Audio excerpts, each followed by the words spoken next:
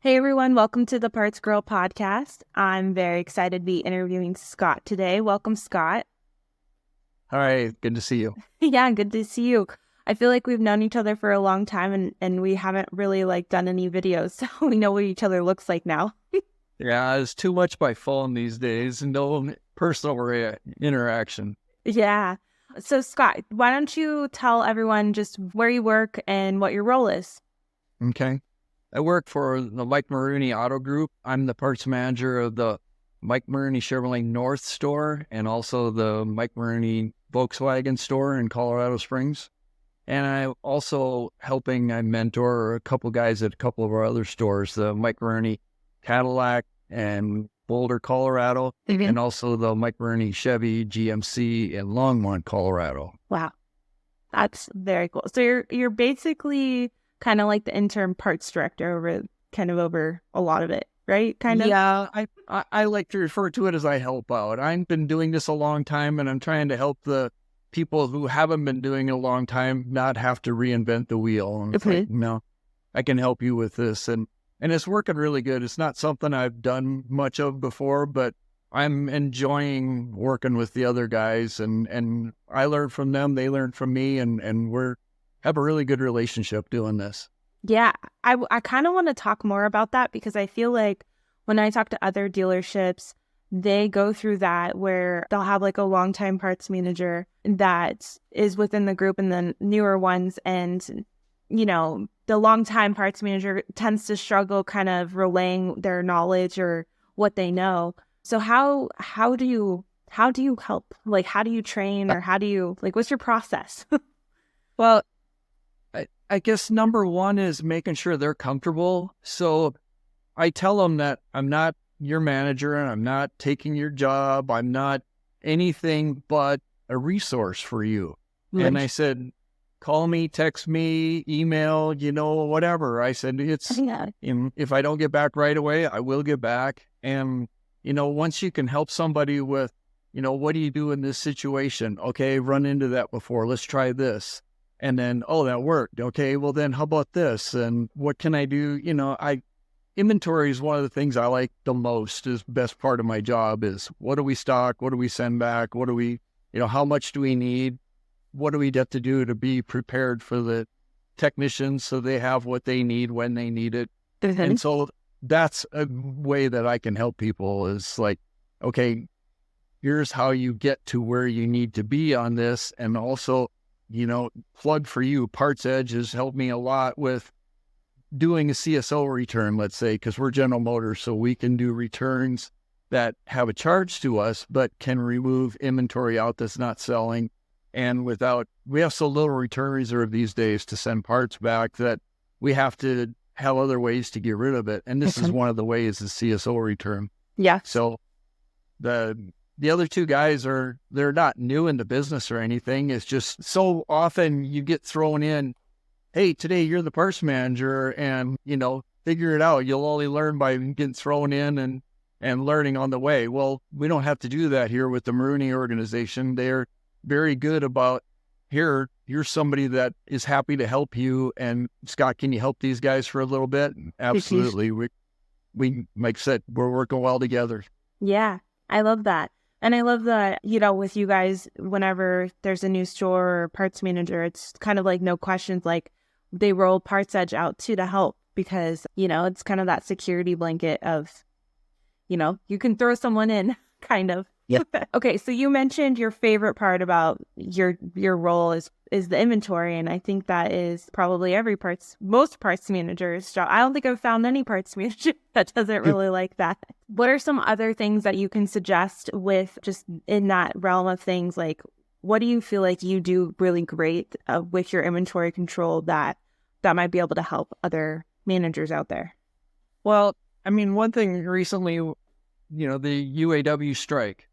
So in the old days, we could just go to our computer and we would say, I want to add another 30 days supply of inventory. And then I want to add another 30 days. And so we could prepare for the strike that way.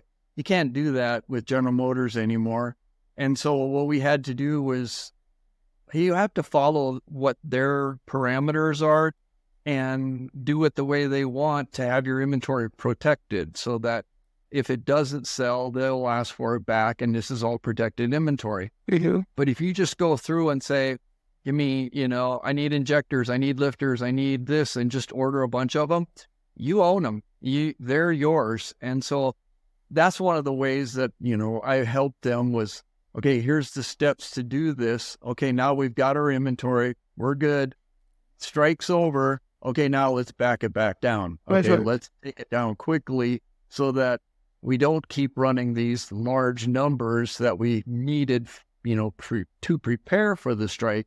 Now that the strike's over, let's back it down. And that was one of the things we did early on. The other two stores I mentioned, plus our Volkswagen store, we had obsolescence, we had extra inventory. And so I've been trying to help them on that is, okay, let's focus on this group. Okay, now let's focus on this group. And now maybe we can find a buyer who we can purchase some of our inventory at a discounted rate. And so we get down to where we need to be. And these are all meant to be like one time. You do this once, you get there, and now it's your job to keep it there. Yeah, that makes sense. And with going through that process with the parts managers, do you feel like there's anything that helps you look at the data a little closer? Because I feel like I get a lot of times where, when I'm talking to people about the inventory, they're like, well, it's all there. It's all in the DMS. But I would love to hear from your perspective of like, there's just so much to look at. How do you manage all of that? There is. And if you're really good creating reports, in CDK, they called it English, and Reynolds had 2024, I believe was the number. But you could create reports that did what you wanted. Okay, well, again, I use PartsEdge. I really do. I contact them and say, okay, give me everything that's no sale, no receipt in this time frame. And boom, I've got it. Okay, now give me, what am I only selling a few pieces of? Or go the other way around. What's my best sellers work their way down? Mm-hmm. And some of that I can do on our DMS system, but some of it I need to help with. And to get a better report, I can get it almost instantly rather than me trying to do, it's brain damage for me to try and come up with a English report and create something to do what I want to do when one phone call will make it happen. Yeah, that makes sense. Because I feel like you would, sometimes when you're running reports, you ask it to do one thing, but then you think of other things later. So then you have to go through, you have to like fine tune it or like, oh, what about this? Or you're trying to like, it's almost like drilling down even more into all the detail. So. Right. Yeah, because once you get the first report, then it's, okay, that's good, but now I wish I had this too. And it makes you think of other things. Yeah. But then there's the other piece of it. Once you have that data, what are the action that has to happen behind it? Because with any job or anything that we do, the data is all there, but we have to have action to make change. Right. Yes. So I'm just as an example. So in our case, we buy a store and then we go in and look at, okay, how much is sold and not sold in 12 months, because that's, heading for obsolescence. If it's not obsolescence, it's headed for obsolescence. And so what kind of number do we have there? How can we get rid of that? What do we think we can get for a return on investment on that stuff? What are dirty cores? As I explained to everybody, dirty cores are $100 bills. They're just sitting there. They're never going to be worth more than, they are right now. We need to get rid of them. All it is cash that's tied up. So, like some people say, well, I do them once a month or something. Like, no, we do them daily. We do, if I've got 2 cores, I send 2 cores back. You might as well get rid of them right away because then you get that money back. It doesn't look like your inventory is heavy for something you're never going to sell or make money on. So that's one of the things that we try to get rid of immediately. Yeah. Then working with termination return is another thing that we've worked with in a few dealerships, and that making the best advantage of that, taking advantage of it is huge. And then we start going down through CSO returns, monthly returns.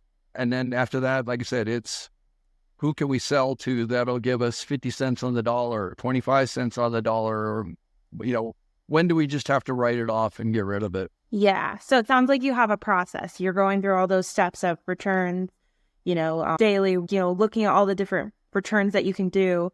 And then, the last kind of step of like, when do you write it off or maybe try to sell it through a broker and then try to write it off or however it works. But I think the whole point of what you're saying is like not being really proactive with that so that you're not sitting there with that tied up money that could be reinvested in parts that are actually selling. Right.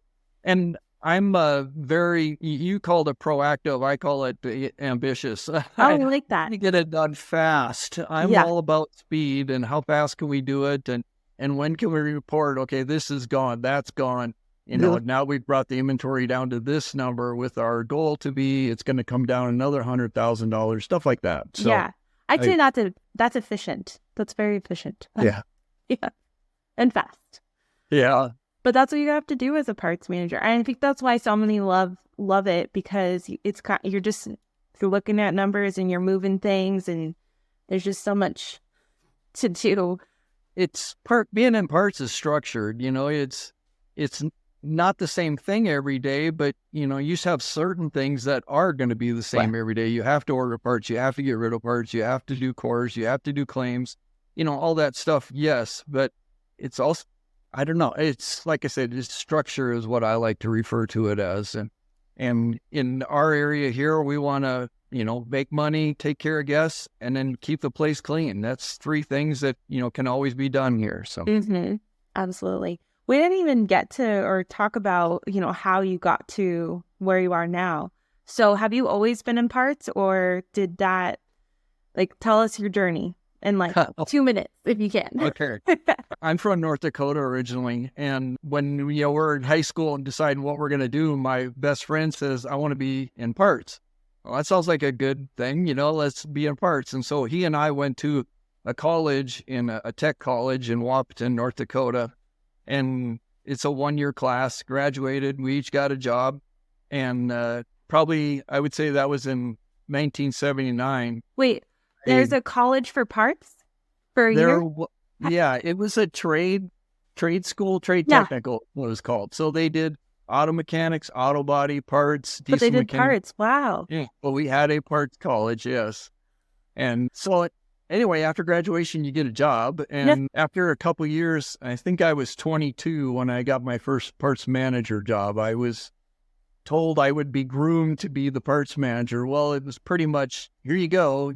Like I said, you're the parts manager, figure it out. The only way you learn is sit in the chair and do it. So it was a little rough to start, but I really enjoy it. I really like what I do.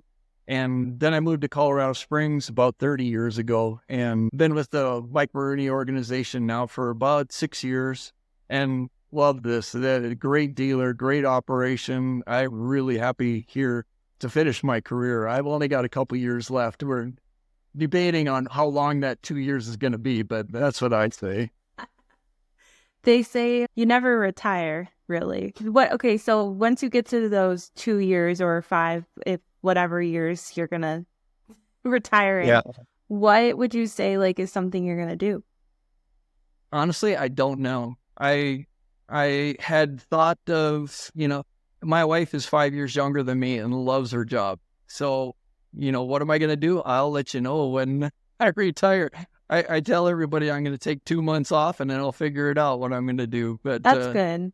Yeah, at some point we want to do a little traveling, and I have grandchildren and I have kids in different states. And so I look forward to retirement. I want to retire while I'm still, young enough to enjoy it and get around. But a lot will depend on when my wife decides she's going to retire. Yeah, they have to line up.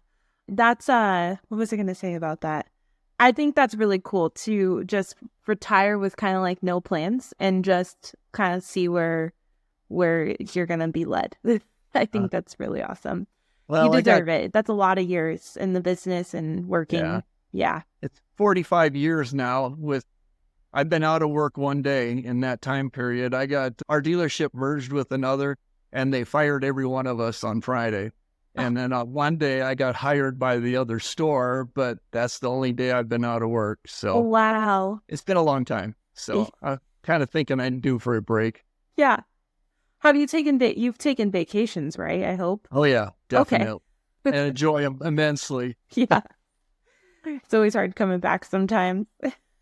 Yeah. Okay, so now that we know that how you got in and where you're now and you're going to be retiring with the group, who knows when, but it also too sounds like you are molding people to help with that, which is I think one thing that we historically as an industry we haven't really done is created our replacements and helping. So that's going to help a lot of parts. Right. That is one thing with the organization here. They're big on training, and I'm sure I will not be the one hiring my replacement, but the 3 people I'm mentoring right now, I tell them, I said, the idea is when I leave, you guys just go on, you don't have to have me anymore. So it's right now, like I said, I'm just somebody that they can call or send an email to and say, what are you doing in this situation? Yeah. It's good to have that resource. It is. I wish you'd have had it when I was starting out.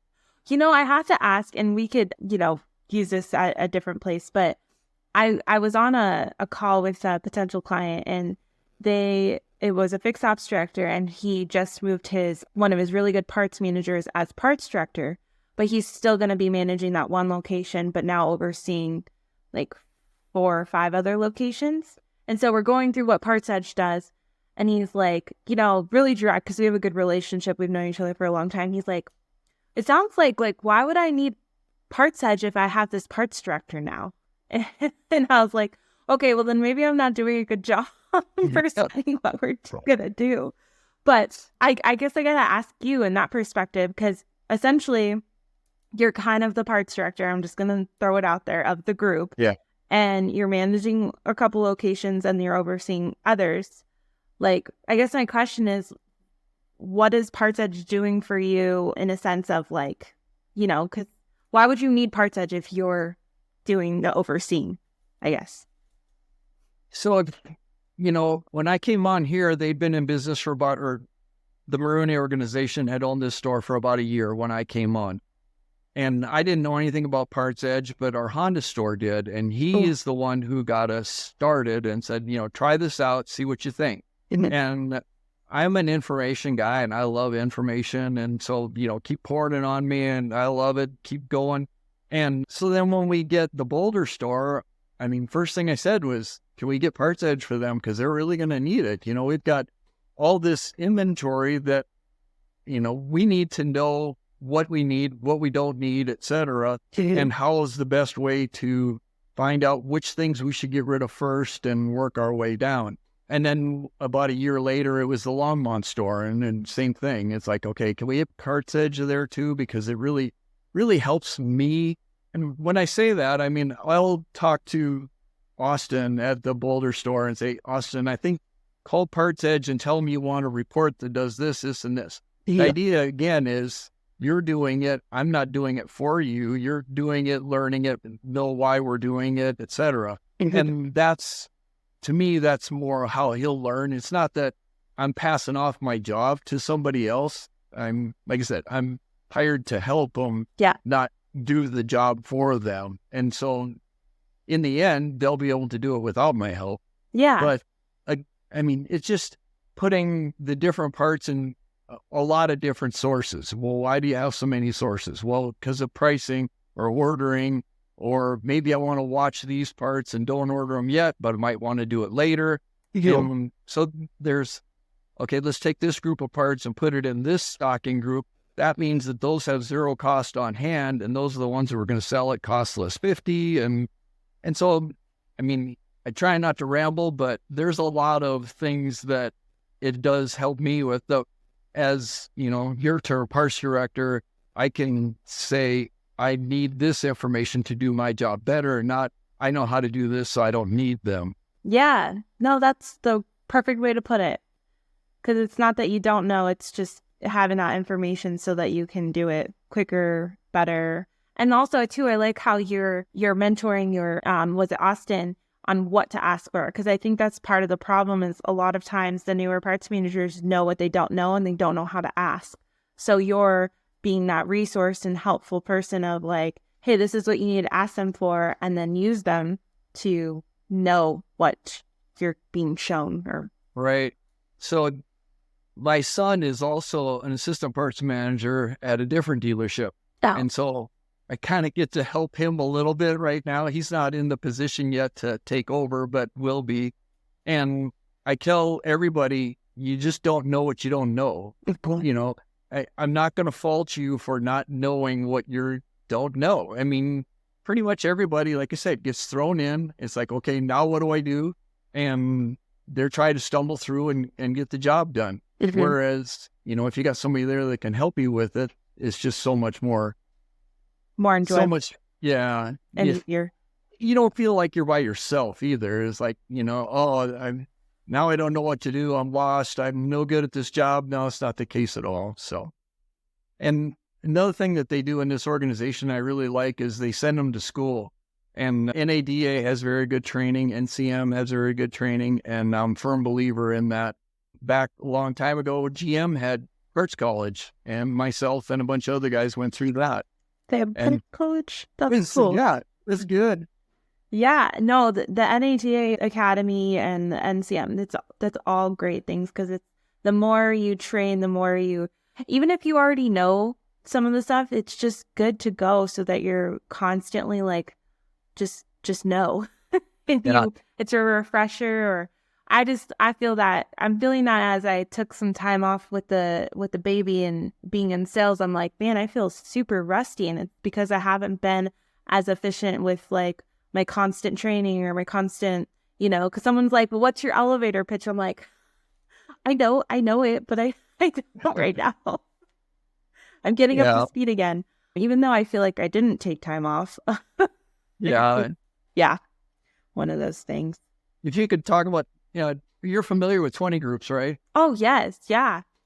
So, I mean, being in a room with all those other parts directors, service directors, etc., there's a lot of knowledge in that room, and you're looking at numbers and comparing your dealership to other dealerships, and you think you're kicking butt, and you know, look at me go, and find out you're on the bottom half of the page, and there's others doing the job a lot better than you. Well, almost all the time, these guys are really good at, you know, handing you their knowledge too, and say, here's what we did to get there. And you know, again, it's, you didn't know what you didn't know. Yeah. And so this is how you get to where you're, you know, on the other side of the page, on the left side of the book, as we used to call it. So are you on the left side? Where are you at? Yeah, we were doing pretty good on the left side. When I left the Red Nolan Cadillac, we were doing pretty good over there. But I had a great parts manager the service manager I worked with. We were a great team, and I really enjoyed working with him and putting changes into place, and we had a really good operation. That's so important with the service manager, just having that collaboration. Yeah. They used to tease us, and they're like, I couldn't put my parts manager and service manager in the same room. They'd kill each other. And it's like, no, we're great. We love working together and making this thing a better operation. Those are the best operations, when the parts and service managers are involved together. Yeah, it's so important I mean, it is a collaboration. You're trying to get guests in their cars and out the door happy. That's what we're trying to do. Yeah, work together to do it. Yep. Well, thank you so much, Scott, for coming on. It was great talking to you and hearing. Me too. I don't get enough parts people on the podcast, so hopefully this will motivate some people to come and share what they know, because it's important. We need to talk about, you know, parts more. Yeah. So thank you so much. I hope so. Yeah. You're welcome. Thank you for joining us. PartsEdge, the power tool for your parts department. We hope you're leaving feeling motivated, challenged, and inspired.